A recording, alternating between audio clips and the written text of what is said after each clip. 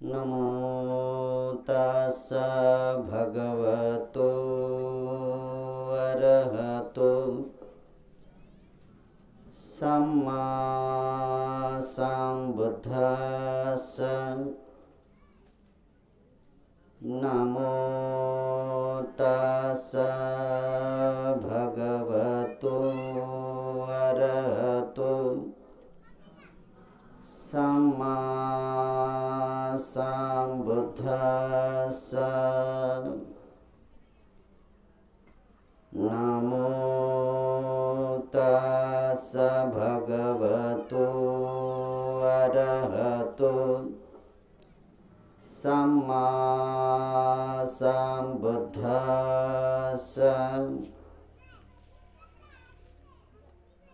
अरहंत सम्यक संबुद्ध,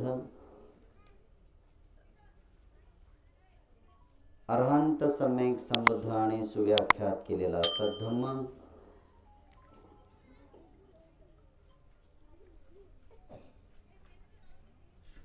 या सद्धम्मावर आपलं जीवन व्यतीत करणारा भगवंताचा पवित्र भिक्खू संघ, श्रावक संघ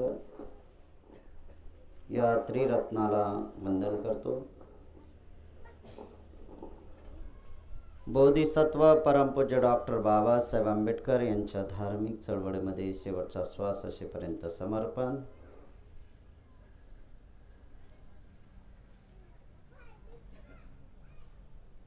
आपण सर्व श्रद्धावान उपासक उपासिका, सान बालक बालिका, बुद्धभूमी परिवारातले सगळे सदस्य,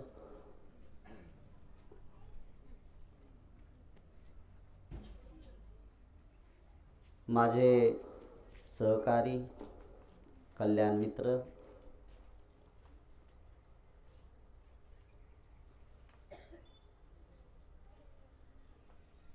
आजची माघ पौर्णिमा आहे। अत्यंत महत्त्वाची पौर्णिमा आहे।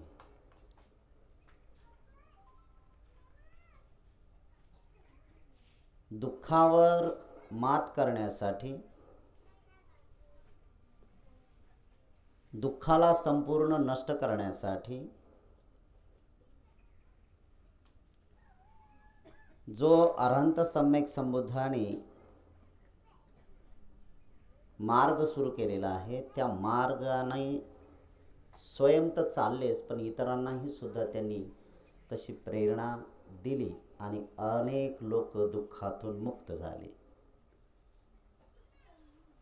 दुःखातून मुक्त झाले म्हणजे नेमकं काय झालं, हा एक महत्त्वाचा भाग आहे। तुम्ही म्हणाल की दुःखातून मुक्त झाले म्हणजे सुख प्राप्त केलं त्यांनी? नाही, सुखांती दुःख आहे आणि जिथं सुख आहे तिथं दुःख आहे, जिथं दुःख आहे तिथं पुनर्जन्म आहे, जिथं पुनर्जन्म आहे तिथं भवचक्र आहे, जिथं भवचक्र आहे तिथं दुःखचक्र सुरूच आहे। जन्माला येणे मरणे, जन्माला येणे मरणे हे सतत सुरू आहे। जन्माला येणे आणि मरणे हे सतत सुरू आहे म्हणजे जन्म आणि मरण याला पहिल्यांदा पूर्ण विराम केला पाहिजे। यासाठी अरहंत पद प्राप्त करणे हे सम्यक संबुद्धाने शोधून काढलेली अत्यंत महत्त्वाची जीवन जगण्याची कला आहे। आपण प्रापंचिक लोक आहात आणि प्रापंचिक जीवन जगणारे लोक तर अनेक प्रकारच्या समस्या तर आहेतच। अनेक प्रकारच्या समस्या आहेत म्हणजे अनेक प्रकारचे दुःख तर आहेच। अनेक प्रकारचं दुःख आहे म्हणजे व्याधी आल्याच आणि हे सगळं सतत चक्र सुरू होते।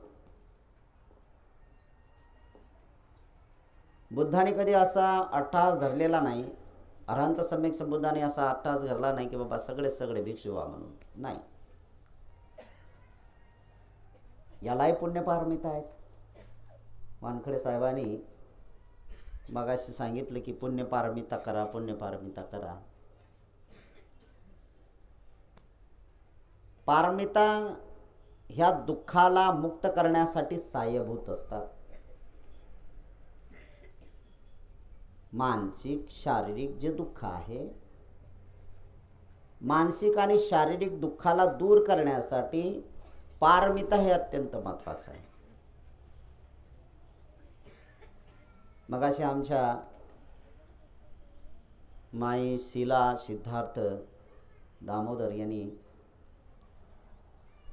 व्याधी आहे, त्यांना शरीर आहे म्हटल्यानंतर व्याधी असणारच नाही असं नाही आहे. पण एक त्यांनी दोघंही पती पत्नीने एक दृढ संकल्प केला की बुद्धभूमीला चाललो आपण, तर माघ पौर्णिमेच्या निमित्तानं दान घेऊन आले. 5,000 रुपयाचं दान केलं.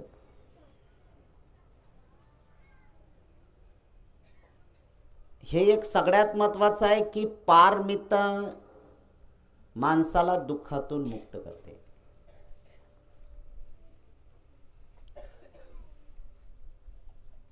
चित्ताच्या संबंधी असणारा जो अत्यंत महत्त्वाचा भाग जो आहे ना, तो अगदी महत्त्वाचा आहे. म्हणून वारंवार अरहंत सम्यक संबुद्ध मनुष्य लोकांना म्हणतात संतुष्टी परमं धनं.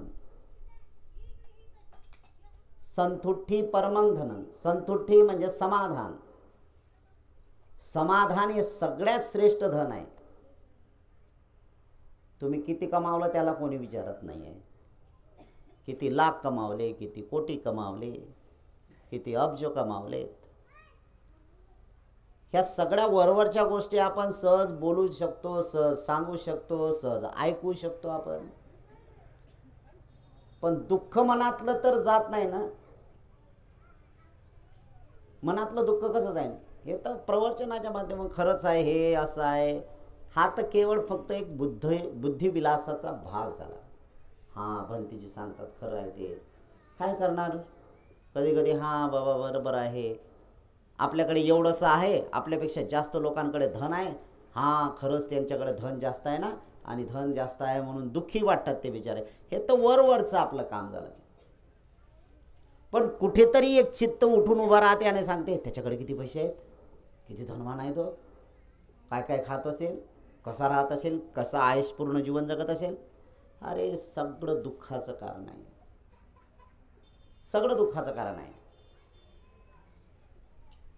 याच्यातून मुक्त व्हायचं असेल तर मनाला संयमित ठेवलं पाहिजेत. आणि तो संयमित ठेवण्याचा भाग जो जो चित्ताला आपल्या संयमित करण्याचा प्रयत्न करतो, त्यासाठी चित्ताला संयमित करण्यासाठी सिद्धार्थ बोधिसत्वाने ग्रहत्याग केला.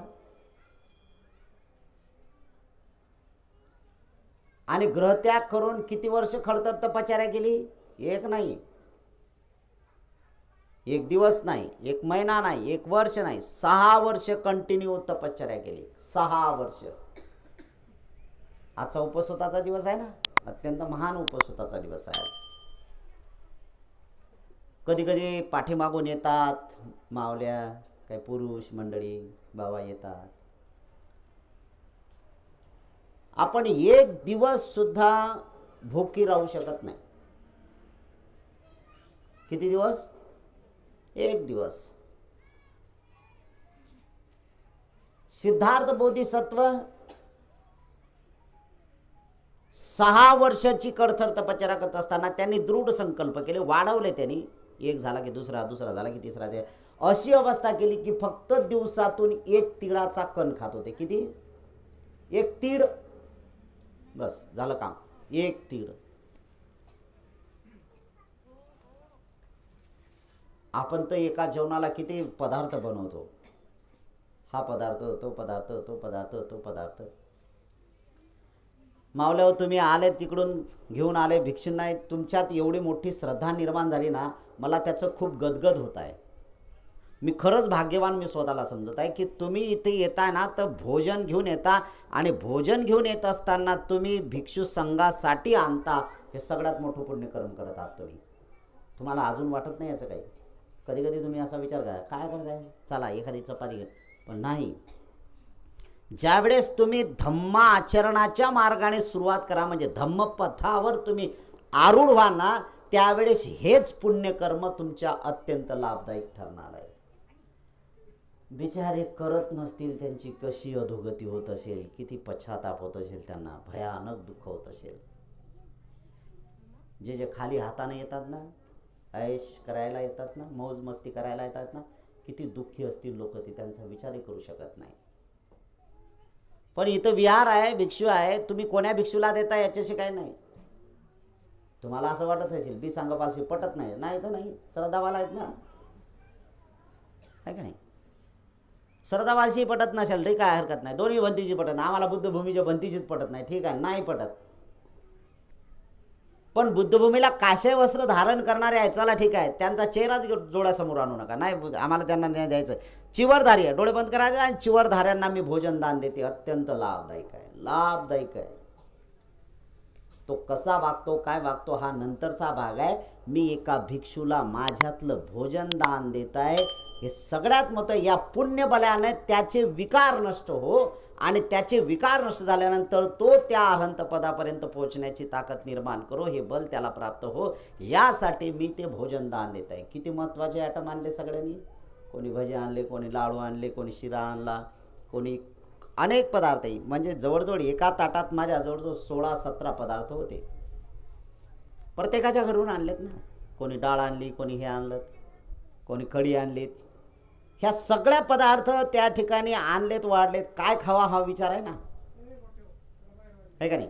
कुठल्या आशेने आणलं, त्याच आशेने आणलात की मला भिक्षूंना द्यायचं आहे.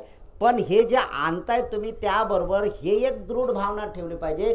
जाणीवपूर्वक तुम्ही भिक्षापात्रात टाकत असताना ती भावना अंतर्चित्तातून ती भावना शुद्ध केली पाहिजे की मी एका भिक्षूच्या पात्रामध्ये टाकत आहे भोजन, या पुण्यबलानं माझं वैयक्तिक भलं हो. कधी बोलता का असं तुम्ही? बोलतच नाही आहे. द्यायचं म्हणून देता तुम्ही, द्यायचं भंतीजीला देतं. आता याच्यापासून आता पुढच्या पौर्णिमेला हे एक जोडायचं आपल्याला. काय जोडायचं? हे जोडायचं आहे. म्हणजे जोरात बोलायची गरज नाही, मनातल्या मनात मी देत आहे ना, देत आहे, देत आहे, तर हा एक भाग आहे. हे जे मी श्रद्धायुक्त भोजन बनवलेलं आहे, जे काही बनवलेलं असेल श्रद्धानेच बनवलं ना, हे एक बनवलेलं आहे, या सत्यबलाने माझं जयमंगल हो. तुमचं जयमंगल झालं की ॲटोमॅटिक तुमच्या घरच्या लोकांचं जयमंगल होते, बरोबर ना. हिवाळ्यामध्ये जिकडे तिकडे थंड वातावरण असते, जिकडे तिकडे होते वाढणार. एक माणूस शेकोटी पेटवतो ना, एका माणसाने शेकोटी पेटवल्यानंतर काय होते माहित आहे का? काय होते? पुढचा प्रयोग काय होतो माहित आहे का? हा, किती? 10 लोक बसतात. तो आला की तो आला, तो आला की तो आला, तो आला की बसला. हळूहळू कोणीतरी टाकत राहते, कोणीतरी टाकत आहे, तर या थंडीला दूर करण्यासाठी. बस हेच सगळ्यात महत्त्वाचं आहे. तुम्ही एकदा का श्रद्धेची शेकोटी पेटवली, श्रद्धायुक्त भोजनदान टाकलं, तुमच्या पाठीमागं लेकरांचं भलं, नवऱ्याचं भलं, बायकोचं भलं, घरातलं भलं, बस तुमच्यामुळे झालं. की तुमचं बघून दुसऱ्याची श्रद्धा चेतवण्याचं काम केलं जाते, तुमच्यामुळे दुसऱ्याची सुद्धा श्रद्धा प्रबल होते. बस ते झालं की दुसरे सुद्धा येतात. कोणामुळे? निमित्त कोण आहे? आणि कधी कधी तर असा वेळ होतो की ज्याने ती शेकोटी पेटवली तो ऑटोमॅटिक बाजूला जातो, दुसरी येऊन त्याच्यात पुन्हा टाकला. किती महत्त्वाचा. आग पेटवणे खूप महत्त्वाचं आहे. तशी श्रद्धा चेतवणे, श्रद्धा निर्माण करणे हे खूप महत्त्वाचं आहे. आणि त्याचं मला समाधान आहे की तुमच्यात श्रद्धा निर्माण झाली. हळूहळू हळू ह्या सगळ्या गोष्टी करणं गरजेचं आहे, यासाठी महत्त्वाचं आहे. खूप महत्त्वाच्या गोष्टी आहेत या. आणि म्हणूनच आहे की बुद्धभूमीला आपण येत असताना ह्या सगळ्या गोष्टीची जाणीव असणं आपल्याला गरजेचं राहणार आहे. दर महिन्याला जे जे लोक येतात तिथे ते आपली पुण्यपारमिता पूर्ण करण्यासाठी. काय पुण्यपारमिता करता तुम्ही? पहिली गोष्ट एक महत्त्वाचं आहे की पर्यत्ती होणं गरजेचं आहे. पर्यत्ती पाहिजेत ना. पर्यत्ती म्हणजे ऐकणं पाहिजेत, ऐकलं पाहिजेत ना, प्रवचन ऐकलं पाहिजे, तर श्रद्धा निर्माण होईल. श्रद्धा निर्माण झाली तर पटीपद सुरू होईल. आणि एकदा का पटीपद सुरू झालं की ऑटोमॅटिक मग त्याचा पतिवेदन सुरू होणार आहे का नाही.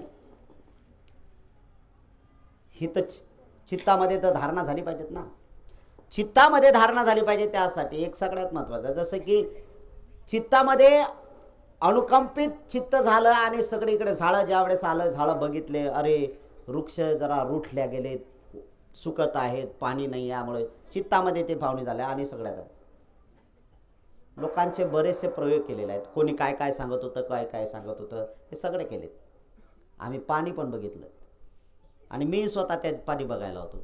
इथे काही उपासिका आल्या होत्या, ते म्हणले भंतीजी पण पाणी बघतात का, असं पण बोलले. हा प्रयोग केला आम्ही. काय काय लोकांची मानसिकता असते, ते मानसिकता महत्त्वाची आहे. आणि त्याच्यातून एक मात्र नक्कीच आहे की ह्या सगळ्या गोष्टी करत असताना बघितलं की उद्देश हाच आहे की इथल्या संपूर्ण झाडांना पाणी मिळालं पाहिजे. जर झाडांना पाणी मिळालं तर हिरवेगार होतील, आणि हिरवेगार झाले तर लोक येऊन बसतील ना. तुम्ही नाही आला तर पक्षी तर आहेच ना. पक्षी आहेतच का नाही. आज आहे, उद्या भविष्यामध्ये मला पूर्ण जाणीव आहे की हे सगळं पाण्याने आता ज्यावेळेस ओलं होणार आहे त्यावेळेस झाडं हे खूप चांगले सुंदर होतील, आणि हे झाडं सुद्धा बोलतात. आणि मग तो एक चित्तात मग ते भाग झाला, आणि लगेच ताबडतोब सांगितलं की पाणी बघायचं आहे. पाणी इकडे बघितलं, तिकडे बघितलं, जे जे लोक सांगतात ते पॉईंट बघितले. हां ठीक आहे, इथं करायचं आहे. तिथून गेल्यानंतर मग शेवटी आम्ही असं केलं की ह्या सगळ्या गोष्टी याच्यात निमित्त मात्र वानखडे साहेब झाले, आणि त्यांनी निगेटिव्ह बोलायला सुरुवात केली. असं नाही, तसं तसं, आणि निगेटिव्ह नाही आहे ते, शास्त्रीय कारण पाहिजेत ना त्याला. त्याने सांगितलं की नारळाचे प्रयोग हे काय खरं नाही, हे आपल्याला असं होते तसं होते. त्यांचे त्यांच्या मिशनचे चांगले झगडे झाले सुरू. तुम्ही तर ह्याच्यात असंच आहे, तुमच्या श्रद्धा नाही ना, काय नाही, आणि हे सगळं करतात. आतून तर मलाही सुद्धा त्या गोष्टी पटत नव्हत्या, पण प्रयोग करायला हरकत काय. ह्या सगळ्या गोष्टी आहे. पॉईंट झाला, इथं बघा तिथं बघा, पॉईंट तिथं झाला, विहाराच्या जवळ करायचं आहे, या सगळ्या गोष्टी आहेत. चित्ताची भ्रांता पण होते, हे नंतर पण कळालं. शास्त्रज्ञाला बोलावलं. शास्त्रज्ञाला बोलावण्यासाठी सगळ्यात महत्त्वाचा हात जो आहे तो ननीर गुरुजीचा आहे. त्यांचा विद्यार्थी घोडेस्वार म्हणून आहे, ते वाशिमला राहतात, ते शास्त्रज्ञ आहेत. आणि एवढी मोठी व्यक्ती आपल्यात असणं म्हणजे खूप महत्त्वाचं काम आहे. खूप मोठी व्यक्ती आहे ती, शास्त्रज्ञ आहेत. पाणलोटाचे जे कार्यक्रम राबवले होते का नाही, त्याच्यात आमिर खानने जे काम केलं होतं ना, त्या आमिर खानाला त्यांनी सुनावल्या 2-4 की तुम्ही हे जे प्रयोग करतात ते वायफळ आहेत, पैसा घालवण्याचं काम आहे. आता आमिर खान म्हणजे प्रसिद्धीवाला माणूस, हिरो आहे, नट आहे, है ना. सगळ्या गोष्टी होत होत्या, असो तो भाग नाही आहे. आम्ही त्यांना बोलावलं आणि पॉईंट बघितले, शास्त्रीय कारण, आणि त्यांनी ते पटवून सांगितलं. ते भूजल शास्त्रज्ञ आहेत. ते भूजल, जमिनीमध्ये जिथं पाणी आहे ते त्या सगळ्या यंत्र आणलं, आणि यंत्राच्या माध्यमातून पॉईंट निश्चित केला, आणि तिथं पाहिजे ती अपेक्षा पूर्ण झाली. या परिसरामध्ये कुठेही पाणी नाही. इकडे गेला तर बिलकुल पाणी नाही आहे, कुठेही पाणी नाही. पाठीमागं 2 बोर केले त्यांनी, पाणी नाही. सगळ्यात महत्त्वाचं आहे पाणी इथंच आहे. मी जे पहिलं बोर केलं ते सुद्धा शास्त्रज्ञाच्याच माध्यमातून केलं. गजभाई म्हणून होते, गजभाई, त्यांनी जे शास्त्रज्ञ होते अकोल्याचे, त्यांनी ते पाणी पॉईंट दाखवला. त्यांनी सांगितलं 1 इंच पाणी आहे. आज मात्र इथं त्यांनी सांगितलं की 2 इंच पाणी आहे. हालाकी 2 इंचपेक्षा जास्त आहे. बोरही सुद्धा पैशाने मी जाणीवपूर्वक केलं की म्हटलं 40-50 हजार रुपये लागतील. 25 ते 26 हजार रुपयामध्ये तो कारभार केला. पाणीसुद्धा झालं. एक जाणीव झाली की हे सगळ्या लोकांची श्रद्धा आणि आपल्या चित्तामध्ये असणारी शुद्धता, ही सगळं धम्म कारण त्याला सपोर्ट करत असते. हे एक तेवढंच महत्त्वाचं आहे.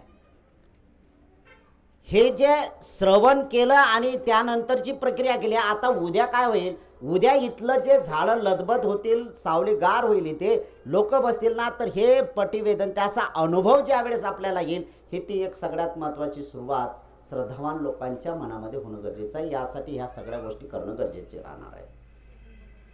भगवान अनंत सम्यक संबोधनाने सुद्धा हा एक महत्त्वाचा मार्ग सांगितला की निसर्गांमध्ये आपल्याला ज्यावेळेस ह्या गोष्टी करायच्या असतील तर त्यासाठी पहिल्यांदा आपण चित्ताने पहिल्यांदा समाधान असलं पाहिजे. जोपर्यंत तुम्ही चित्ताने समाधान होत नाही तोपर्यंत तुम्हाला दुःखातून मुक्तच होता येणार नाही. त्यासाठी दुःखातून मुक्त व्हायचं असेल तर पहिल्यांदा समाधान असू द्यावं. आणि तुकोबारायाने सुद्धा म्हणलेलं आहे, ठेविले अनंती तैशी चिरावे, चित्ते असू द्यावे समाधान. आता काही लोकांनी त्याचा अर्थ वेगळा काढला, तो वेगळा आहे, पण विपश्यना साधनेच्या माध्यमातून हा अत्यंत अचूकपणे तो तुकोबारायाने जो संदेश दिला तो श्रेष्ठ आहे. ठेविले अनंती तैशी चिरावे, चित्ते असू द्यावे समाधान. म्हणजे समता प्रस्थापित करावं. शरीरामध्ये काय होईल, शरीर तर 3.5 हाताचं देह तर असं आहेच आहे, याच्यात काही गडबड करण्याची गरज नाही. जर या शरीराला तुम्ही जर छेडछाड करत असाल तर याचा विपरीत परिणाम तुम्हाला भोगावाच लागेल. त्यासाठी शरीर जसा ढाचा आहे तसंच ठेवावं लागेल. पण शरीरामध्ये जे काही उत्पन्न होत आहे आणि नष्ट होत आहे याकडे बारकाईने बघा आणि त्यावर संयम ठेवा, चित्त समाधान ठेवा. जर दुःख झालं म्हणून दुःखात विवडून जाऊ नका, सुख आलं म्हणून नाचत बसू नका. या दोघांवर चित्त समाधान असलं पाहिजे. त्यासाठी समाधी ही अत्यंत महत्त्वाची आहे. आणि अनंत सम्यक समुद्राने आमच्यावर अनंत उपकार केलेत की त्यांनी या विद्येचा अभ्यास शोधून काढला.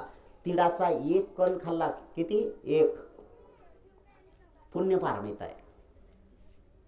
एक कण खाल्ला त्यांनी, 6 वर्षाची खडतर तपस्या. एक बघितलं, अरे जेवण केल्याशिवाय, आहार असल्याशिवाय आपल्याला जे लोककल्याण करायचं आहे ते होणार नाही. म्हणून पहिल्यांदा आहार घेतला पाहिजे. या 5 लोकांनी सोडून दिलं त्यांना. कौंडन्य, वप्प, महानाम, असजित, भद्दीय, या 5 लोकांनी सोडून दिलं. या 5 लोकांनी दृढ संकल्प केला होता ना की महिलांच्या हातातलं शिजलेलं अन्न खायचं नाही. मावल्यांनो, तुमच्यावर अनंत उपकार आहेत. 21व्या युगामध्ये बोधिसत्व बाबासाहेब आंबेडकरांच्या की ज्यांनी भारतीय संविधानामध्ये महिलांना पुरुषांच्या बरोबर एवढं महत्त्व प्राप्त करून दिलेलं आहे. आणि तो एक महत्त्वाचा भाग आहे की स्त्रियांसाठी हे महत्त्वाचे. आणि त्यावेळेस खरी क्रांती करणारा जो आहे तो सम्यक संबुद्ध आहे. काही लोकांनी स्त्रियांना दुय्यम स्थान दिलेलं आहे. काल काय बोललो आम्ही, ननीर गुरुजीला बोललो, ननीर गुरुजीच्या संबंधित तो होता आणि ननीर गुरुजीला बोललो काय ते सगळ्या ते तुमचं नाव नंतर आणि पुढे ह्या सगळ्या गोष्टी. मी पण बोललो, मी थोडासा वेगळा बोललो. अनायाशी मी वानकडे साहेबांच्या घरी बसलेलाच होतो, दोघंही होते ते तिथे. मी बोललो स्त्री आहे दुय्यम आहेत कशाला वगैरे करायचं आहे. त्या मॅडमने बघितलं आणि बस ते होऊ द्याला भाषण आणि सांगितलं तुम्ही स्त्रियांना दुय्यम स्थान देता, तुम्ही देता दुय्यम स्थान. हा तो भाग नाही आहे. सिद्धार्थ बोधिसत्व बुद्धत्व प्राप्त करतात तर केवळ फक्त त्यांना मनुष्याचा जन्म पाहिजे, हे एक तेवढंच महत्त्वाचं आहे. तुम्हाला बुद्धत्व प्राप्त करायचं असेल तर तुम्हाला मनुष्याचा जन्म प्राप्त करावा लागेल. बुद्ध कोणी बनू शकत नाही, माणसं पाहिजे त्याला. आणि माणसं जन्माला येतील कोणाच्या पोटी जन्माला येतील माणसं? माणसाच्याच पोटी. बरोबर नाही ना ह्या सगळ्या गोष्टी. स्त्रियांच्या पोटी जन्माला येतील ना पुरुष, मग स्त्रियांच्या पोटी जर जन्माला पुरुष आले तर पुरुष. मग काही लोकांनी विशेषतः डायरेक्ट जर सांगायचं झालं मनुस्मृतीमध्ये जाणीवपूर्वक ह्या गोष्टी तुच्छ गणलेल्या आहेत. स्त्रियेला दुय्यम स्थान केलं, पायाखाली. अरे तो कोण बावला असेल की स्वतःच्या आईला कुऱ्हाडीनं मारतो? आज परिस्थिती तेच होत आहे, त्याचीच पुनरावृत्ती होत आहे ना. जे जे त्याचं पूजन करणारे लोक आहेत, जे जे त्याला मानतात, त्या परशुरामाला मानण्याचं काम करतात. त्या परशुरामाने फरशीच्या कुऱ्हाडीने आपल्या आईचे तुकडे केलेत. त्याच्या आईचं नाव काय माहित आहे का? माहित आहे तुम्हाला? अरे पातुरात तर बसलेली आहे ती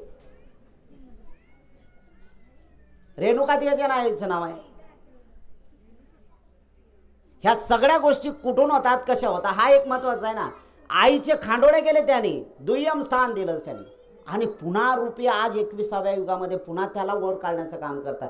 जे जे त्याचे भक्त आहेत, जे जे त्याला पूजणारे लोक आहेत ते तसाच विचार करतील. बावल्यांना माहीत नाही की आई किती श्रेष्ठ असते, स्त्री किती श्रेष्ठ आहे. बुद्धत्व प्राप्त करण्याच्या अगोदरच सिद्धार्थ बोधिसत्वाने जाणीवपूर्वक सांगितलं. काय म्हणतात? धन्य आहे यशोधरा की तिला असा पती नाही. धन्य आहे सिद्धार्थ तू की तुला अशी पत्नी लाभली, स्त्री लाभली ना. धन्य आहे माऊली की जिनं मला 9 महिने 9 दिवस नाही. सिद्धार्थ बोधिसत्व बुद्धाला बुद्ध प्राप्त करायचं असेल, जे बुद्ध होतील त्याला 10 महिने पूर्ण गर्भ ठेवावं लागतंय. किती महिने? 10 महिने. सर्वसाधारण जे मावल्या आहेत त्या 9 महिने 9 दिवस असं म्हटलं जाते, कधी कधी त्याच्या अगोदरचा काळ येतो, बरोबर आहे ना. पण जे सम्यक संबुद्ध किंवा चक्रवर्ती ज्यांना बनताय, जे महापुरुष बनल्या जातात, त्या महापुरुषांना पूर्ण 10 महिन्याचा कालावधी पूर्ण करावा लागत असतो. पूर्ण 10 महिन्याचा कालावधी पूर्ण करावा लागते. सिद्धार्थ बोधिसत्वाला आपल्या आईच्या उदरामध्ये 10 महिने करावे लागले. सगळ्यात महत्वाचं आहे. त्याच्या पलीकडे एक जर आपण इतिहास वाचायला गेलं, शिवली नावाची एक भंतीजी आहे, शिवली महाथेरो, शिवली परितंग आहे, शिवली परित्राण आहे. त्या शिवलीनं तर 7 वर्ष आईच्या गर्भात राहिलेल्या आहेत. किती? कसं शक्य असेल काय हे हो? पाहिलं का तुम्ही? अरे आहे, फक्त विज्ञानावर तुम्हाला उतरावं लागेल, उतरावं लागेल तुम्हाला. परिपूर्ण साधण्यासाठी आहे. म्हणूनच आहे की काय काय लोक म्हणतात विज्ञानावर आधारित बौद्ध धम्म. बिलकुल नाही. बौद्ध धम्मावर आधारित असणारं विज्ञान महत्वाचं आहे, कारण विज्ञानावर या सगळ्या गोष्टी कसोटीला उतरल्या जात नाही. पण एक सगळ्यात महत्वाचं आहे की तिथून आहे. आणि मग ही गोष्ट पूर्ण करत असताना ते म्हणतात की धन्य आहे मी की मला माता मिळाली. म्हणजे स्त्री किती महत्वाची आहे. मावल्यांनो, तुम्ही बुद्धाला जन्माला घालणारे आहात. काय काय मावल्या बळबळ करतात बिचारा, आहे ना. चाल द्या तुमचंच, आपण ऐकत बसू त्यांचं, आहे का नाही. ह्या सगळ्या गोष्टी आहेत ना. एक शब्द महत्वाचा आहे. एक शब्द जर तुमच्या कानावरून सुटला, तो नेमका तोच सुटत असते आणि ते डिस्टर्ब करणारे लोक आहे. म्हणून म्हटलं, भगवान बुद्ध सुद्धा म्हणतात की तुम्ही हत्या करत असाल तेवढं पाप लागत नाही, पण दुसऱ्याचं चित्त ज्यावेळेस तुम्ही भ्रमित करता, ज्यावेळेस तुम्ही चित्त भ्रमित करण्याचं काम करता, ते सगळ्यात मोठं पाप आहे. एकाग्र भंग करणे म्हणजे फार मोठं पाप आहे. ते दुसऱ्याचं चित्त भंग करणे म्हणजे मोठं पाप आहे. त्याच्यासारखं दुनियात कुठलंच पाप नाही आहे. ह्या सगळ्या गोष्टी आपल्याला जाणता आल्या पाहिजेत, या गोष्टीचा अभ्यास करता आला पाहिजेत, तर ही जाणीवपूर्वक गोष्ट आपल्या चित्तामध्ये निर्माण होईल. म्हणून एक आहे की बुद्धत्व प्राप्त करत असताना ते सुद्धा केलेले आहे. तशाच आहे म्हणजे स्त्री किती महान आहे या स्त्रीचा विचार करणं आपणही सुद्धा आणि तशाच प्रकारचे आहे. मावल्यांनो, तुम्ही सुद्धा खूप महान आहात. फक्त एक आहे की पुण्यपारमिता पूर्ण करण्यासाठी सगळ्यात महत्त्वाचं काम तुम्हाला करावं लागेल. काय काय करता येईल तुम्हाला? तर पुण्यपारमिता करण्यासाठी पहिल्यांदा दानी बनावं लागेल. तुम्ही काय दान देता याला महत्व नाही आहे, किती दान देता याला महत्व. दानी बनावं लागेल तुम्हाला. आणि दान म्हटलं की काय सगळ्यांना वाटते काय द्यावं दान, आता मोठा विचारच आहे ना. सगळ्यांना माहीत आहे दान द्या, दान द्या, दान द्या. काय कधी कधी तुमची मानसिकता असे दान द्यायचं आहे ना, कधी कधी आमच्याकडे 1 किलो गहू घेऊन येतात. आम्ही नकार देत नाही. तुमचं पात्र तेवढं आहे, तुमचं पात्र तेवढं आहे, आणि जेवढं तुमचं पात्र असेल तेवढं आहे. पण ज्यांच्याकडे नाही काही ते दान देऊन जातात, ते किती महान आहेत. एक भगवान अरहंत सम्यक संबुद्धाच्या जीवनातली एक घटना आहे. दोघंही पती पत्नी आहेत, निपुत्रिक आहेत, संतान नाही त्यांना, आणि ब्राह्मण कुटुंबातले आहेत. ब्राह्मण कोण? आताचे ब्राह्मण नाही. ब्राह्मण त्याला म्हणतात की ज्या शील समाधी प्रज्ञेचा जो कंटिन्यू अभ्यास करतो तो ब्राह्मण आहे. भगवान अरहंत सम्यक संबुद्ध धम्मपदामध्ये या गोष्टी उकल केलेल्या आहेत त्यांनी. ब्राह्मण वर्गामध्ये सुद्धा या गोष्टी बोललेल्या आहेत. ब्राह्मण कोण आहे? जातीनं ब्राह्मण नाही, कर्माने ब्राह्मण व्हावं लागते. कर्माने ब्राह्मण झालं पाहिजेत. आणि मग ही गोष्ट अत्यंत महत्त्वाची आहे की तो कर्माने बनत असताना एक भगवंत श्रावस्तीच्या जेतवनाच्या बाजूला आहेत. त्यावेळेस काय चालू होतं ते, हे जे आज 7 दिवसाचे प्रोग्राम करतात ना, भागवत म्हणतात ना, भागवत आहे का नाही, हे भगवंताच्या हयातीतले कार्यक्रम आहे. ते भागवत,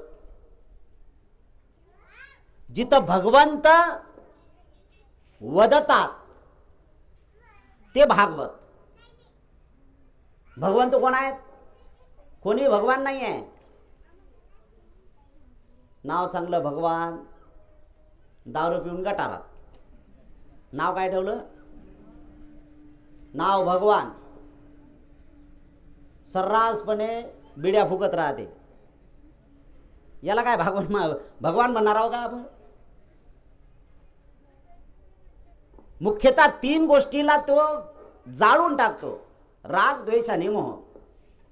तुम्ही जर बुद्ध धम्म जर अधिक अधिक अधिक डीपवर आज वाचला असेल किंवा तुम्ही श्रवण करत असाल तर नक्कीच ही गोष्ट आहे, अधिक डीपवर तुमच्यासाठी एक महत्त्वाची संधी आहे. मला त्याचं अधिक मोठं समाधान मागते. जे जे माझे सहकारी आहेत, कल्याण मित्र आहेत, सगळेच जे विपश्ची साधक आहे की जे लॉंग शिबिरापर्यंत जाण्याचं काम करतात, सगळेच आहे. जे 10 डेजपर्यंत रुकलेले आहेत ते सुद्धा आहेत, कल्याण मित्र आहेत माझे. कल्याण सगळेच इथे जे भूमी निर्माण करण्यासाठी ज्याचं ज्याचं योगदान आहे, जे जे विपश्ची साधक आहे, त्यांच्या या बलाने हे अधिक महत्त्वाचं काम होतं आहे. माझ्या एकट्या नाही आहे, तुमच्या सगळ्या लोकांच्या पुण्यबलाने होते. आणि ते होत असताना ही इथं तरंगभूमी निर्माण झाली आणि ती 10 डेजचे कोर्स सुरू झालेले आहेत, 10 दिवसांचे. आणि तुम्हाला प्रॅक्टिकल जीवन जगण्यासाठी अनंत सम्यक संबुद्धांनी तो मार्ग दिलेला आहे. 10 दिवसांचं कंटिन्यू तुम्ही शील पालन करतात. आजची पौर्णिमा आहे आणि पौर्णिमेच्या दिवशी खरंच सांगायचं, खरंच तुम्ही 8 शिलाचं पालन करणार आहात का घरी गेल्यावर? इथूनच तर शील भंग होते तुमचा.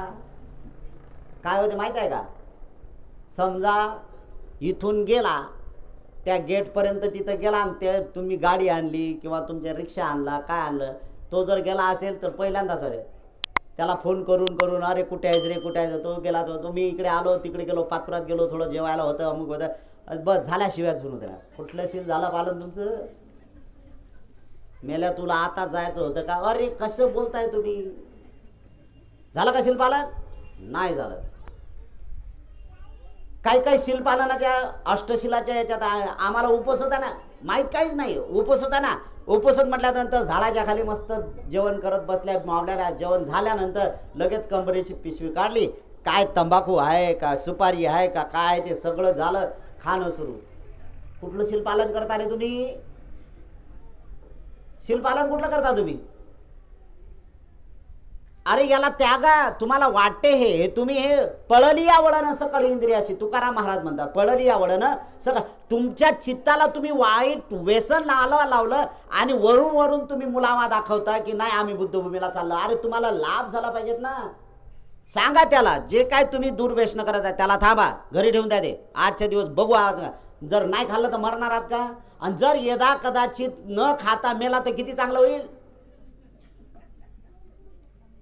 इथे बावलेपणा केला, लोकांच्या मानसिकतेचा विचारच आपल्याला करावा लागते. काय काय लोक म्हणतात जर मरायच्या वेळेस काय होते, ते कोणी येते वरचा, बरं येते तो कोणाला माहीत होते? जाणारा जातो बिचारा, दुःखातच जातो ना. किती त्याला संकट माहीत दुःखात कसं आहे. जाणारा जातो तो, त्याला यातना माहीत, त्याला जावं असं वाटत नाही. तुम्ही म्हणता तो आला आणि त्याला घेऊन गेला. एवढा रिकामा आहे का तो घेऊन जायला? बरं जो ज्याला घेऊन चाललेला आहे त्याची मानसिकता वाचली का तुम्ही?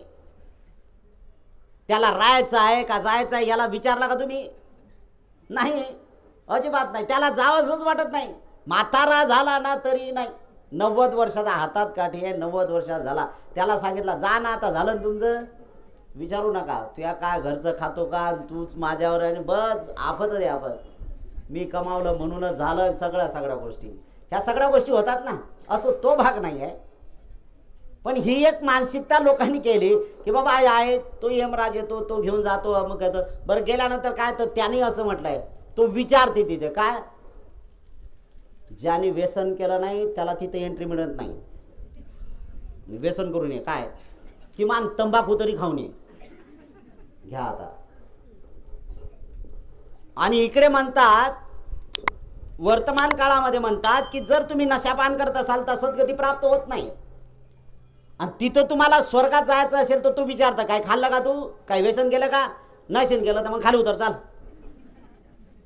असं होईल का? नाही. हे आपल्या सोयीप्रमाणे केलं. आणि कधी कधी तर असं विचारला जातं किंवा कधी कधी असं बोलल्या जाते की स्वर्गात एंट्री कोणाला मिळते, की ज्यानं काही पाप केलेलं नाही. कोणाला मिळते? कोणाला मिळते म्हणजे स्वर्गात कोण जाते? तुम्हाला तर माहित आहे ना कोण जाते? जो पापी नाही तो स्वर्गात जाईल. म्हणजे पुण्यवान आणि पापी सगळे खाली, पुण्यवान आपण. तुम्ही कोण आहोत?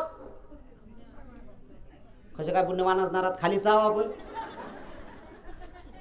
खाली जाऊ ना आपण. होईल का असं? सगळ्यात महत्त्वाचं आहे की या जीवनामध्ये आपल्याला वरती जायचं की खाली राहायचं हा नंतरचा भाग आहे, पण वर्तमान काळामध्ये मनुष्याचं जीवन आपल्याला प्राप्त झालं तर ते जीवन सफल करण्यासाठी पुण्यवान बनलं. पुण्य आणि पाप ह्या काही गोष्टी नाहीत, कुशल अकुशल मर्माच्या गोष्टी आहेत. यासाठी आपण प्रयत्न केला पाहिजे की मला अधिक सुखाने जीवन जगता यावं, माझी अंतिम घटिका, माझा अंतिम श्वास हा सुखाने जावा, यासाठी मला प्रयत्न केला पाहिजे. आणि हेच पुण्य अर्जित करण्यासाठी 10 दिवसांची इथं कोर्स लागलेले आहेत. किती दिवसाचे? 10 दिवसाचे. कोणी कोणी यातलं विपश्यना केलेली आहे? 1 2 किती आहेत? 7 8 9 2 11. 11 लोक नाही, 12 13 बरोबर आहे. एवढेच आहेत ना? आणि बाकीच्या? अरे तुमच्या जवळ आलं चालत हे. पुढचा काळ आणखीन 10-15 वर्षाचा काळ तुम्हाला बिलकुल एंट्री मिळणार नाही, हे मी आता सांगतो. मला जाहीरपणे सांगत आहे मी. कारण मोनोपॉली चालू झालेली आहे. ही मोनोपॉली सुरू आहे. विपश्यनेच्या संबंधी फार मोठी मोनोपॉली आहे. तुम्हाला पुढे एंट्री भेटणार नाही. म्हणून एक आहे की इथं तपा. 10 दिवसाचे का तपा. अरे बुद्धाने शिकवलेली प्रॅक्टिकल जीवन जगण्याचा.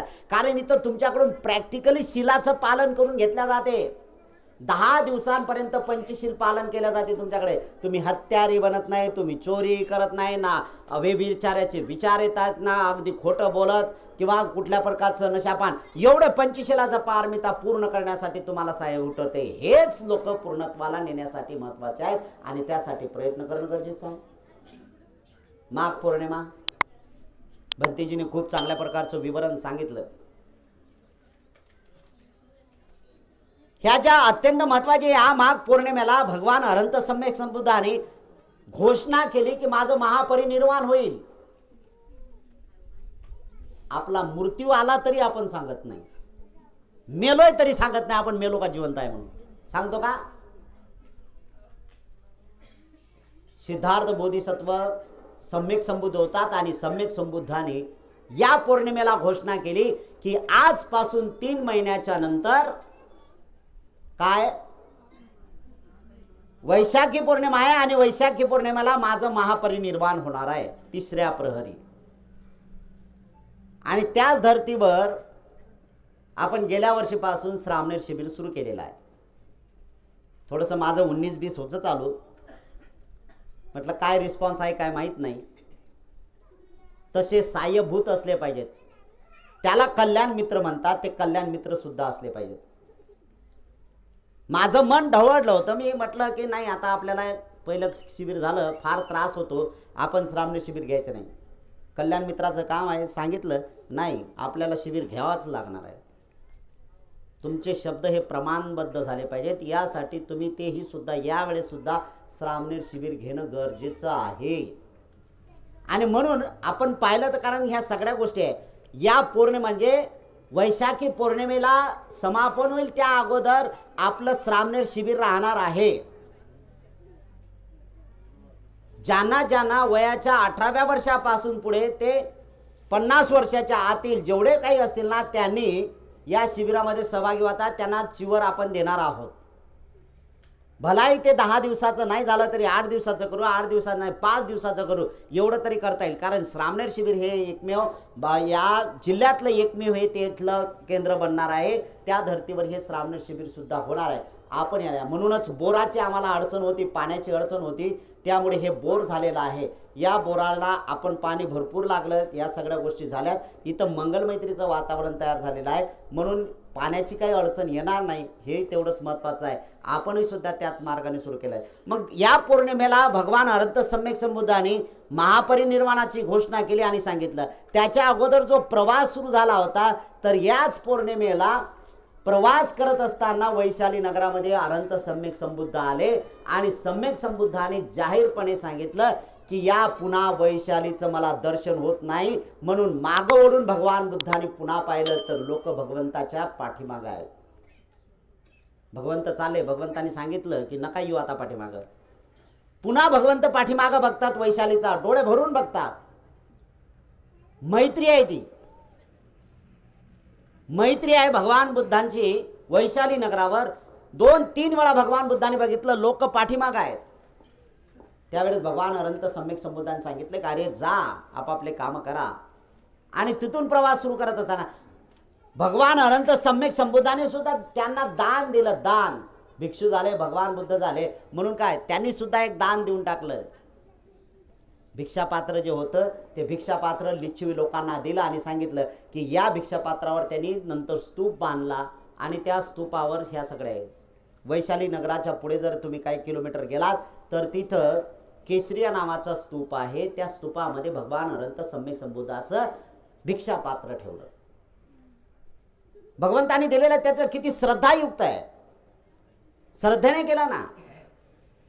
आणि आपण एवढे भाग्यशाली लोक आहोत जे जे बुद्धभूमीला तुम्हाला जे ज्या लोकांना कळते नाही कळत मला माहीत नाही पण जे जे लोक इथे येतात त्या त्या लोकांना खेचून आणा. ज्यांच्यात बुद्धांच्या प्रती धम्माच्या प्रती आणि संघाच्या प्रती जो श्रद्धाभाव आहे ना ते लोक इथं खेचून येतात. कारण इथं थायलंडहून मलाही सुद्धा 3 मायक्रोकण अनंत सम्यक संबुद्धाचे मिळालेले आहेत. आपल्याकडे बुद्धभूमीला ते भगवान अनंत सम्यक संबुद्धाचे अस्थि धातू आहेत. कोणाला दाखवण्याची आवश्यकता नाही कारण त्या अस्थिच्या बदलही सुद्धा वेगवेगळ्या लोकांनी केलं.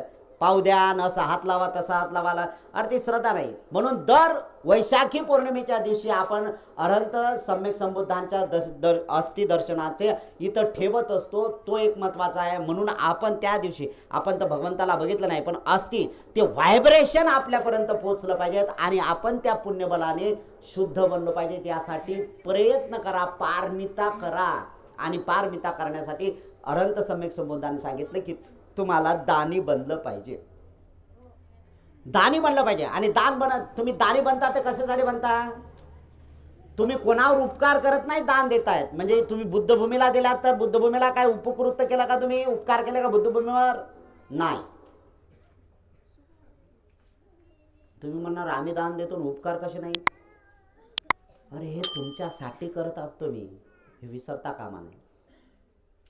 तुम्ही तुमच्यासाठी करत आहात. हे जे 4 पारमिता आहेत ना, ह्या 4 पारमिता अत्यंत महत्वाच्या आहे आणि मनुष्य लोकांमध्ये पूर्ण केल्या जातात. माणसं लागतात याला, माणसं लागतात. नंबर 1 खंती पारमिता आहे, शांती पारमिता आहे, माणसं लागतील.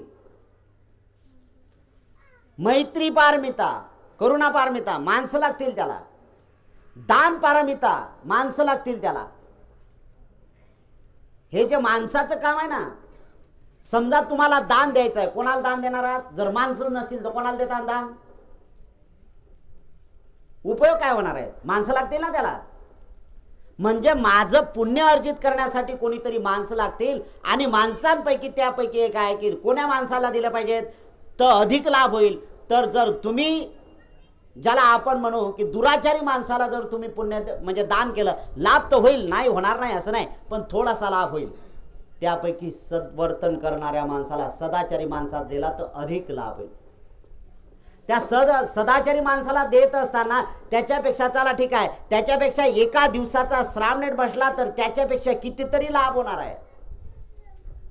त्याच्यानंतर बघितलं 1 दिवसाचा प्रामाणिकपणे उपसंपत्ती भिक्खू असेल, त्याला जर दान दिलं तर त्याच्यापेक्षा कितीतरी दान पारमिता पूर्ण होण्याचं काम आहे. 1 उपसंपत्ती झालेला भिक्षू तो थेरो महाथेरो या अवस्थेत जातो, कितीतरी पुण्य आहे. आणि असं करत असताना एक जाणीवपूर्वक स्वतःपन्न सकृदागामी अनागामी अरहंत पदापर्यंत पोहोचला, कितीतरी दान पुण्य पारमिता आहे. अरे एक सम्यक संबुद्धाला दान देण्याचे किती मोठं तरी पुण्य प्राप्त होते, कितीतरी पुण्य. मनुष्याचं एक सगळ्यात महत्त्वाची गोष्ट लक्षात ठेवायची, प्रत्येकाने लक्षात गोष्ट ठेवायची, प्रत्येकाला मरायचं आहे. जगण्यासाठी आला कोणी नाही, पण जगण्यासाठी किती धडपड, बापा बापा बापा आहे ना.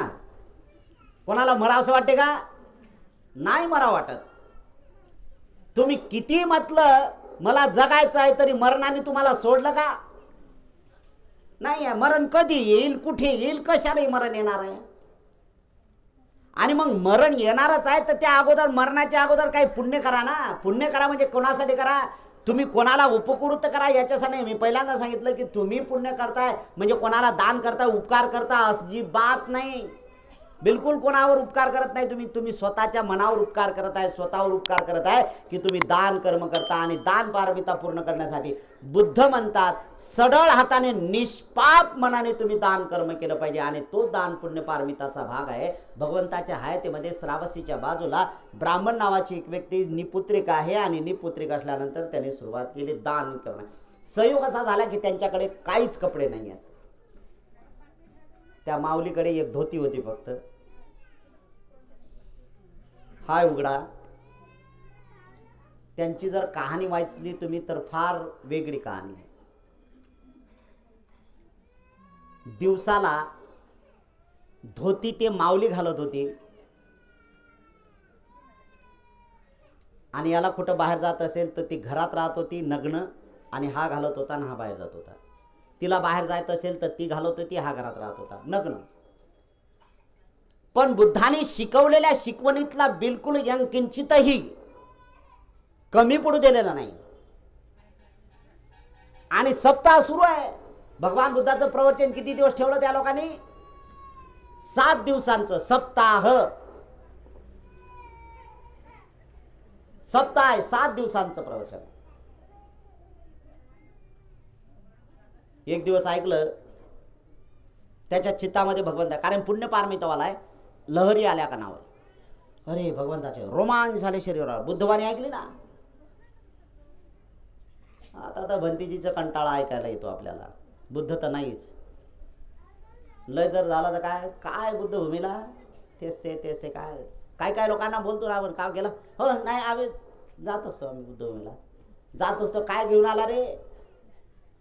खाली हात. मोठ्या मनाने सांगतात नाही आम्ही बुद्धभूमी, आम्ही काय काय लोक तर अशा बुद्धभूमी आम्ही निर्माण केली. अरे राजा निर्माण केली, काय घेतलं? काय घेतलं तू त्यातलं? सुखाने जीवन जगला नाही. जसे हे झाड आहेत, या झाडाला पानं आहेत. नव्हती फुटायच्या अगोदर जे काही ऋतू आहे तो ऋतूचा परिणाम बघता बघता झाडाचे पानं हळूहळू एक एक एक एक एक गळून पडलेत आणि नव्याची सुरुवात झाली. बुद्धभूमीच्या संबंधी अशाच गोष्टीचे विचार सुरू झालेत ना. जे मजबूत राहिलेत ते जळापर्यंत राहिले, ते कायम राहिलेले आहेत. पण काय काय आहेत गळले पडले, सगळे गेले, कुठे गेले काय माहीतच नाही आहे. त्यांची पुण्य पारमिता आहे. त्याच्या संदर्भात काही बोलायची गरज नाही आपल्याला. आणि पहिला एक ऐकता शब्द ऐकता बरोबर रोमांच उभा राहिला. रोमांच उभा राहिल्यानंतर त्याने त्याच्या पत्नीशी डिस्कस केला, चर्चा केली. आणि चर्चा केल्यानंतर लगेच सुरुवात केली की मला प्रवचनाला जायचं आहे. ते म्हणजे तुम्ही जा, पण मग माझं कसं? मी तर नग्न आहे. हां ते म्हणे मलाही पण यायचं आहे ना, पण कसं करणार? दिवस वाटून घेतले. शेवटचे 3 दिवस आहेत. आणि भगवंताची वाणी त्यांच्यासाठी आहेत. एक विशेष लक्षात घ्यायचं, भगवान बुद्धाचा इतिहास वाचत असताना भगवंतांनी कोणालाही उपदेश केलेला नाही आहे. जरी सर्वसाधारण लोकांना प्रवचन करतात त्यातला हेरतात भगवान की कोणाची लवकर पाडी आली की त्याला अगदी मुक्तीच्या मार्गापर्यंत तो जाऊ शकतो, तो संपूर्ण दुःख नष्ट करू शकतो. कोणाची पाडी आहे त्याला जास्त उपदेश करत होते. त्याला म्हणजे सामूहिकरित्या बोलत होते, पण त्याला त्याच्यावरच बोलत होते, त्याच्या संबंधी बोलत होते. 3 दिवसापर्यंत त्यालाच ऐकायला येतं, त्यालाच ऐकायला येतं. ते दोघे पती पत्नी एवढे शरीरावर रोम उठतात. अरे बस भगवंताची वाणी माझीच आहे, माझ्यासाठी भगवान बुद्ध जरी बाहेर बोलत असतील पण माझ्यासाठी बोलत आहेत, माझ्यासाठी बोलत आहे. हे सगळं राहावलं गेलं नाही त्यांचं.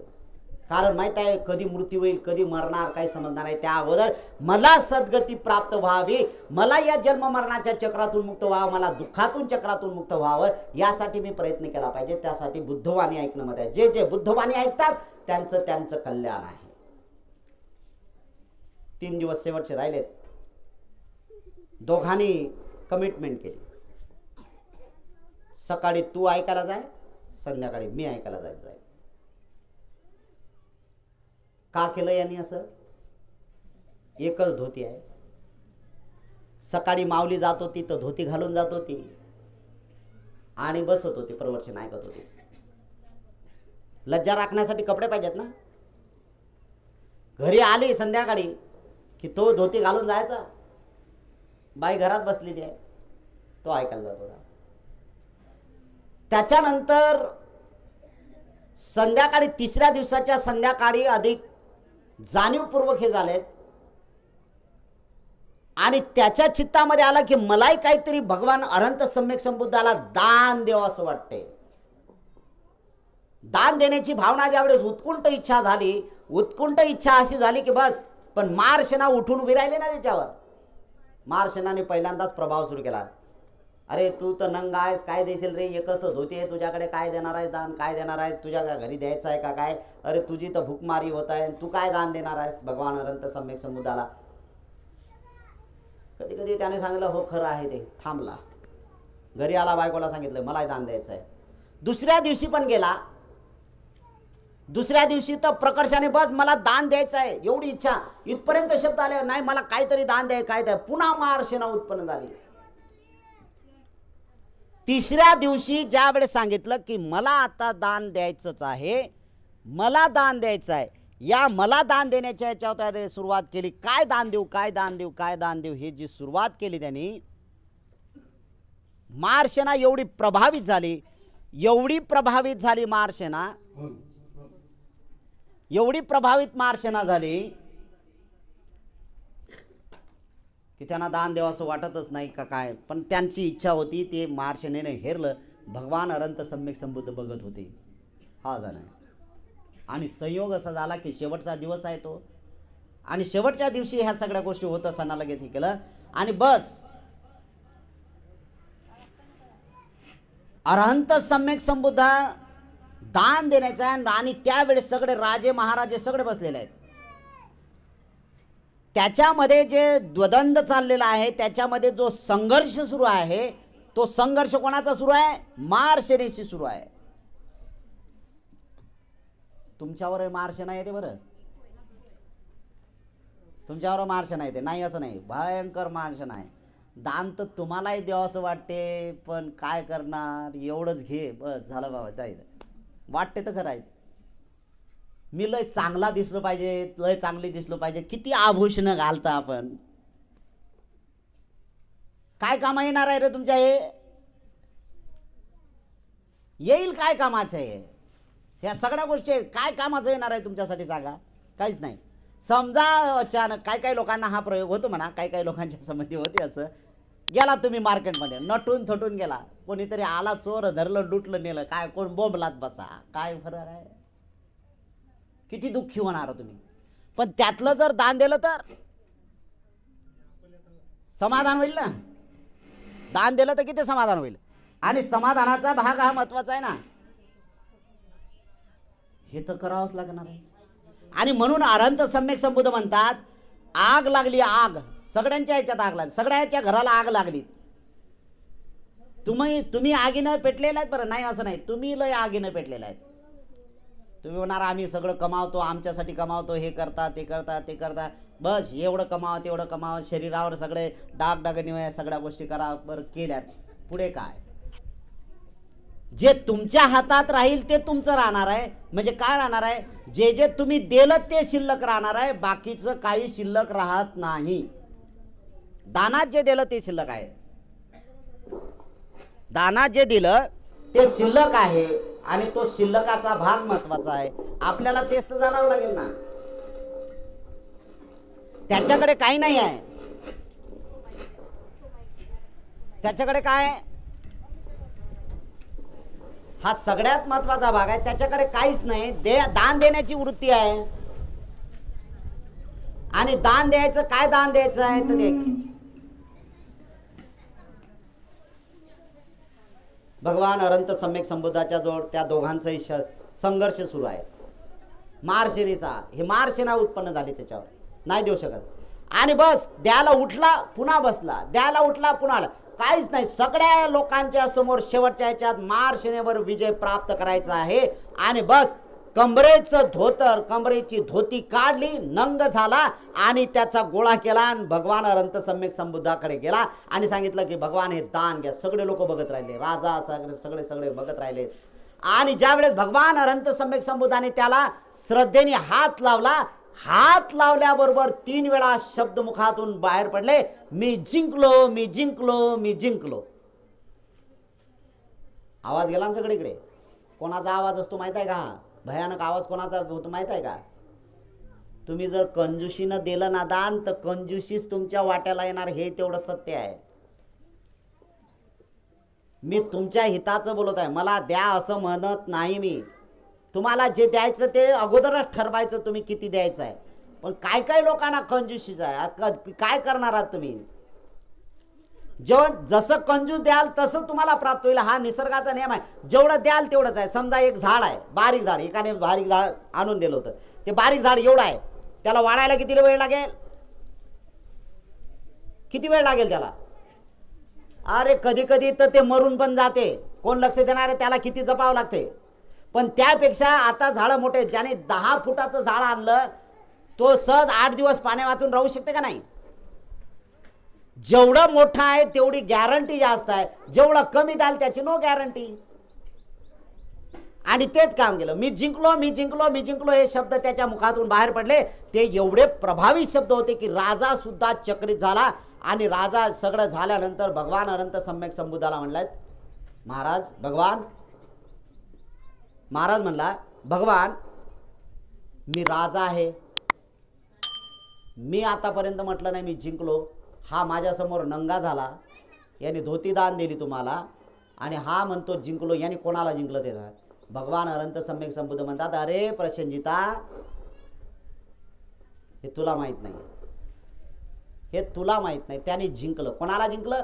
मारसेनाला जिंकलं. जे मनामध्ये होतं ना की मला नाही द्यायचं, मला द्यायचं, तर तू नंगायचं मग काय, या विचारावर त्यांनी मात केली, या मारसेनेवर मात केली आणि जिंकलं.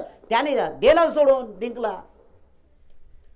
भगवान असं पण युद्ध असते का? भगवंत म्हणतात, हे तुझं युद्ध काही नाही रे, याच्यापेक्षा अंतर्मनातलं युद्ध जास्त असते. आणि अंतर्मनाला जो जिंकतो ना तो सुखी बनतो, तो शांततेने राहू शकतो. बस हेच गोष्ट आहे.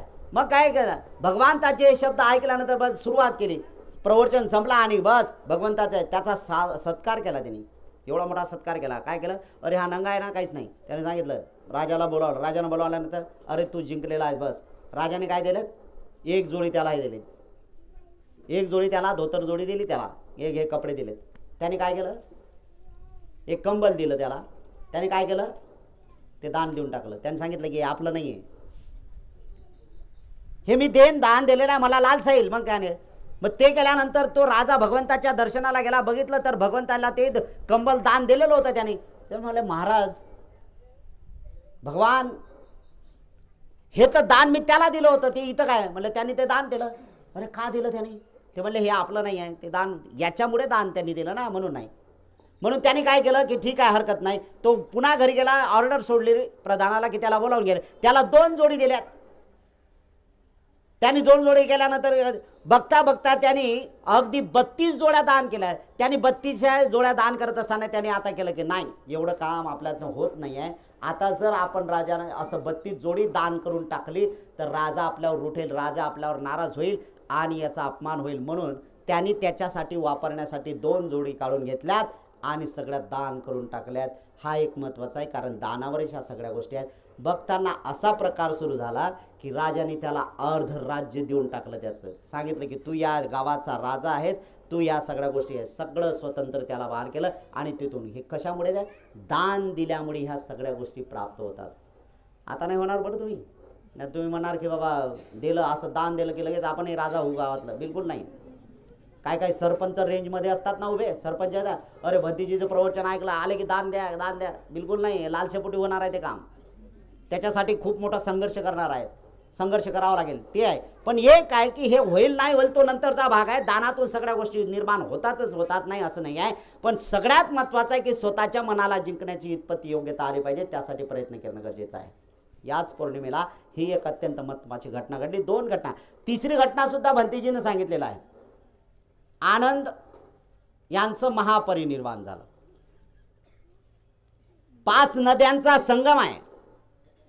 गडंकी नदी आहे. त्या गडंकी नदीमध्ये 5 याचा आहेत संघर्ष. तोही सुद्धा मारसेनीशीच होता. इकडे गेलो तर तिकडचं काय, इकडचं होईल तिकडे काय, असा भाग होता. राजाच्या प्रती एक भाव होता की या दोन्ही राजांचं माझ्यावर बौद्ध धर्म भगवान त्यांना सुद्धा मरण्याच्या वेळेस त्यांचं वय वर्ष 120 वर्षाचं वय होतं त्यांचं. किती? 120 वर्षाचं वय होतं आनंदाचं मृत्यू समय. त्यांनी सुद्धा सांगितलं की आता मला महापरिनिर्वाण करायचं आहे. हे जे अनंत सम्यक संबुद्धाच्या संपर्कातले जे लोक आहेत ते भगवान बुद्धाच्या विद्येप्रमाणे चालण्याचा प्रयत्न करतात. ते आपल्या मृत्यूला जाणतात आणि सांगतात, घाबरत नाही आणि सांगतात, ये वेलकम, काय हरकत नाही, ये तुझं स्वागत आहे, मृत्यू तुझं स्वागत आहे, कारण बस हेच लोक करू शकतात. आणि तशाच प्रकारची सुरुवात त्यांनी केलेली आहे.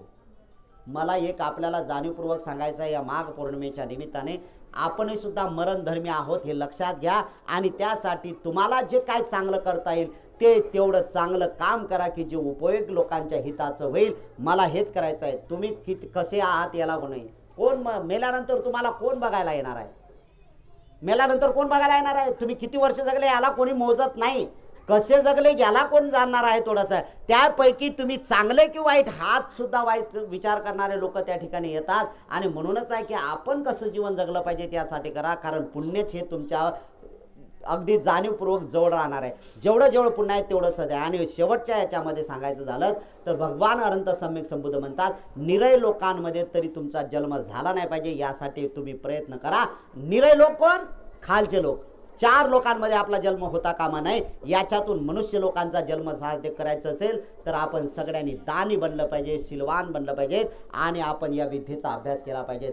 आपल्या हितासाठी आणि सुखासाठी हे इथे 10 दिवसांचं विपश्यना केंद्र आपण उघडलेलं आहे. खूप महत्त्वाचं आहे. हळूहळू इथले अगदी दररोज प्रगती आहे. दररोज प्रगती आहे. इथं हे नाही, ज्या लोकांनी जे दृढ संकल्प केला आहे. आता मला असं वाटतं की ज्या लोकांनी दिलं आहे, एकाने जे सोनवणे नावाचे होते त्यांनी बोधिवृक्षाला कंपाऊंड करण्यासाठी ते गेलं आहे. पण हे बघता काय झालं ते त्याची 56,000 रुपयेच मजुरी झाली आमची. त्याच्यानंतर त्याला 56,000चा म्हणजे जवळजवळ 56,000चं त्याला मार्बल लागलं, ते ग्रेनाईट लागलं. मजुरी म्हणजे वाढत गेलं आणि दिले किती त्याने ते, पण त्यांच्यातून चालना होत गेलेली आहे. मग काय करायचं अधिक आहे. आज रोजी त्या बोधिवृक्षाला का केलं? कारण बुद्धाचं प्रतीक म्हणून बोधिवृक्ष आहे. आणि तो या बोधिवृक्षाला केलं का आपण? नाही, कारण तो बुद्धगयाहून आलेलं रोपटा आहे. त्या रोपट्याला तिथं रोपण केलं गेलेलं आहे. त्या म्हणजे जे लोक आहेत पोहरे, त्यांनी ते दान केलेलं आहे. तिथे आणून घरी वाढवलं त्याने आणि सांगितलं की बघा भंतेजी हे आहे, फाल्गुन पौर्णिमेला त्याचं हे ओपनिंग असते आपलं आणि त्याच ठिकाणी आपण केलेलं आहे. त्याला कंपाऊंड करण्यासाठी रॅलिंगसुद्धा आपल्याला घ्यायचं आहे. ते रॅलिंगसुद्धा देणारे लोक आहेत. लोक दान देतात. आणि मला त्याच्याहीपेक्षा तुम्ही जे बुद्ध धम्म संघावर आरूढ होतात एवढं मला सुख आहेच आहे, एवढं मी समाधानी आहेत. पण त्यापैकी जास्त यासाठी आहे की तुम्ही तुमच्यासाठी, तुमच्या नवीन पिढीसाठी तुम्ही ते दान धर्म करताय आणि हे भूमी तापवत आहात. एवढी तापणार आहे भूमी, हे दिवसेंदिवस एवढी तापणार आहे की इथं प्रत्येक माणूस, दुःखी माणूस इथं बसल्यानंतर त्याचं दुःख नष्ट होईल. हे काळचं हे श्रावस्ती बनेल. हे बुद्धभूमी हे श्रावस्ती नगरी बनणार आहे आणि सगळेचे सगळे लोक इथून सुखाने जीवन जगण्याचं आहे. याला बनवण्यासाठी तुम्ही बनले पाहिजेत आणि तुम्ही हे कर्तव्य केलं पाहिजेत. मगाशी मी जाणीवपूर्वक सांगितलं, आमच्या माई जे आहे शिला सिद्धार्थ दामोदर यांनी सुद्धा आणलं, त्यांच्या यातून आहे ती भावना आहे. असे बरेचसे लोक आहेत की ते येतात आणि दान देतात. सगळेच लोक आहेत. जे लोक दान देतात त्यांचं सगळ्यात महत्त्वाचं आहे की इमान इतबारे तिथं पैसा लागला जातो आणि तो पैसा पूर्ण चित केला जाते आहे ना. तो पैसा पूर्ण इथं लावला जाते. इथं कोणाचं हे नाही, प्रत्येकाला. कारण मलाही सुद्धा त्याची जाणीव आहे. तिथं हळूहळू बसणार आहे. येत्या बुद्ध जयंतीच्या कार्यक्रमानिमित्त आपण गेल्या वर्षी मध्ये महापूजा घेतली बोधिवृक्षाची आणि यावर्षी तर बसायला सुद्धा आपण जागा केलेली आहे, तिथं सुद्धा आहे. आणि त्याच्यातून एक आहे की कोणाला तो मान सन्मान आपण दिला पाहिजे, कोण त्या मान सन्मानाच्या योग्यतेत येतं, अशा प्रकारचं क्रायटेरिया आपण सुद्धा ठरवणार आहोत. बोधिवृक्षाची पूजा त्यांच्याकडून आपण करून घेणार आहोत. त्यांना प्रत्येकाला मान सन्मान आणि बुद्ध धम्म संघावर आरूढ होण्यासाठी तशा प्रकारची सुरुवात करण्यासाठी बुद्धभूमीपासून प्रेरणा घेतील लोक आणि सगळे जण लोक दुःखातून मुक्त होतील असं मी सगळ्यांच्या प्रती मंगल कामना करतो. आतापर्यंत मला ऐकलं त्याबद्दल तुमच्या प्रती आणि तुमच्या कुटुंबियाच्या प्रती मंगल कामना करतो. आपल्या सगळ्यांचं खूप मंगल हो, खूप कल्याण हो, खूप सुखी हो, सगळ्यांचं खूप भलं हो, भलं हो, भलं हो.